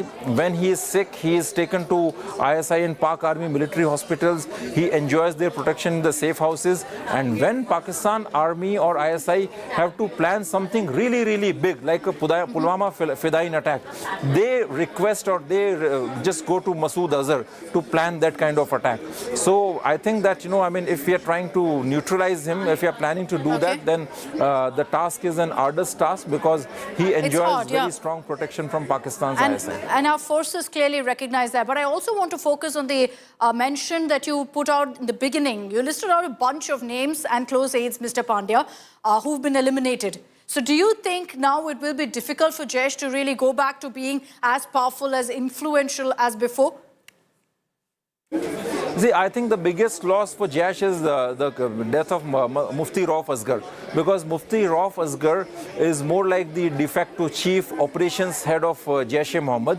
Masood Azhar is more like an ideological, you know, mentor, patron. You know, he works at a very strategic and intellectual level. But all the operations, the effective part, training, recruitment, you know, the matters related to armaments, infiltration, they are taken care of by Mufti Rauf Asghar. So I think that's the biggest loss. But I guess Jaish will recover because Masood Azhar is a very charismatic leader, and you know, they have an extended family. They will find some replacement. They don't lack funds and they don't lack committed jihadis also. His family members have always been fighting jihad in various parts. They've been in Kashmir, like the fellow Umar Farooq who masterminded Pulwama attack was a member of Masood Azhar's family. Even Saifullah, who was known as Lambu, he was also the part of the Pulwama Fidain attack, was also Masood Azhar's family member. So I think that, you know, this is a big loss, but then Jaish will recover. My final question to you, Mr. Pandya, is, you know, you're speaking about how some of his closest aides have been eliminated in this strike, his family members too. But what will it actually take for us to get to Masood Azhar, who is, of course, very clearly protected by the Pakistan Army? Targeting Bahawalpur definitely means a very, very, you know, strong signature on the part of India, and it shows a very resolute and a very determined intent of India to get rid of Masood Azhar and eliminate him, you know, by all kinds of measures, you know, hook or crook, you know. So, but this is the, you know, we have shown our commitment, we have shown our intent and strong passion for that. Okay, but then, in terms of pure tactics, I think the task is very challenging because I think his security will be tightened, there will be strengthened, and, you know, ISI will be much more cautious. And I guess, you know, now if you want to eliminate him, you need to have a very strong intelligence footprint in Pakistan, and you will have to go for some very specialized covert operation to target him, you know, and that may involve some very, you know, powerful global geopolitical actors also. All right. Very, very interesting perspective there. Thank you very much, Mr. Pandya, for joining us here on India Today. What's very clear, and this is something we told you in the beginning of this broadcast, is that sources suggest that you could see more such strikes by India on terror bases in Pakistan. But to go after Hafiz Saeed, to go after Masood Azhar, will require a whole lot of intel preparation and targeted strikes on our part, because now you're going to be seeing a lot more heightened security being provided to these terror masterminds. Let's talk about how Pakistan really has responded to Operation Sindoor. What they've done is resorted to ceasefire violations. And while India ensured that not a single civilian establishment in Pakistan was targeted, not a single military officer was targeted, Pakistan doesn't have those ethics. What they've resorted to is targeting civilians along the border. Here are some ground reports. We are in Akhnur sector of Jammu region, and late last night there was some air activity here also. India carried out strikes on the terror hotspots in Pakistan as well as in Pakistan-occupied Jammu and Kashmir. Lashkar's headquarters, which is located in Muridke, there many places were targeted, as well as in Bahawalpur, where Jaish's headquarters is located. And as far as Akhnur sector is concerned, after India carried out strikes against against Pakistan. Pakistan tried to indulge in a misadventure, and there was air activity here in Akhnur sector also, and Indian Army gave a befitting reply to Pakistan here. And right now you can see that a large number of people have come out of their homes, and because as soon as they learned that there was retaliatory action by India, the people came out and they are here boosting the morale of our jawans. We will speak to the locals here. यहाँ पर रात पर क्या हुआ, यहाँ क्या माहौल? रात को कुछ आवाज़ ही आई थी को 2-2:30 बजे के करीब, तो सारे लोग जागे थे उस टाइम, कुछ पता नहीं चला, पर अब धीरे धीरे सुबह पता चला है कि पाकिस्तान के ऊपर अच्छी स्ट्राइक की है भारत ने और मुंह तोड़ जवाब दिया। जो पहलगाम में हमारे लोगों को उन्होंने शहीद किया, उनको करारा जवाब दिया गया है। तोड़ जवाब दिया गया है पाकिस्तान को, क्या कहेंगे उस पर? अच्छा किया, होना भी चाहिए था, काफ़ी देर हुआ है, परेशान थे, जो 28 लोगों को जाने गई है, इसी वजह से अच्छा किया जो स्ट्राइक किया, बहुत अच्छा। You can see that people are expressing their happiness that Pakistan has been given a befitting reply.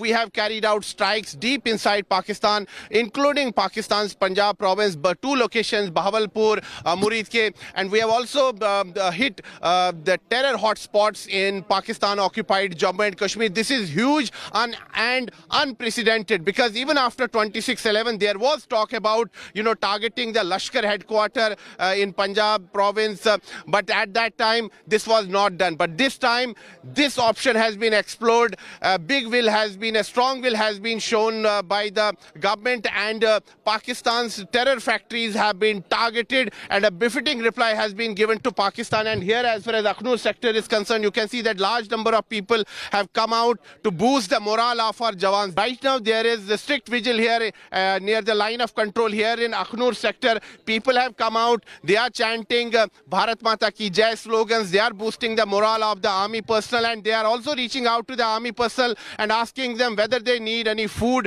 or water, and they are delivering it to the army personnel. So you can see that the spirit of patriotism, the spirit of camaraderie. And unfortunately, the information we've received is that 10 civilians have died as a result of ceasefire violations by Pakistan and indiscriminate firing at civilians in Poonch. As I wrap up this edition of Super 6, a quick look really of what Operation Sindoor is all about. The 9 targeted precision strikes that were conducted by our forces.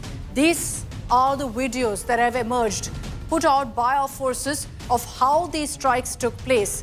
And Preeti Chaudhary will be getting you more details about each of these strikes and all about Operation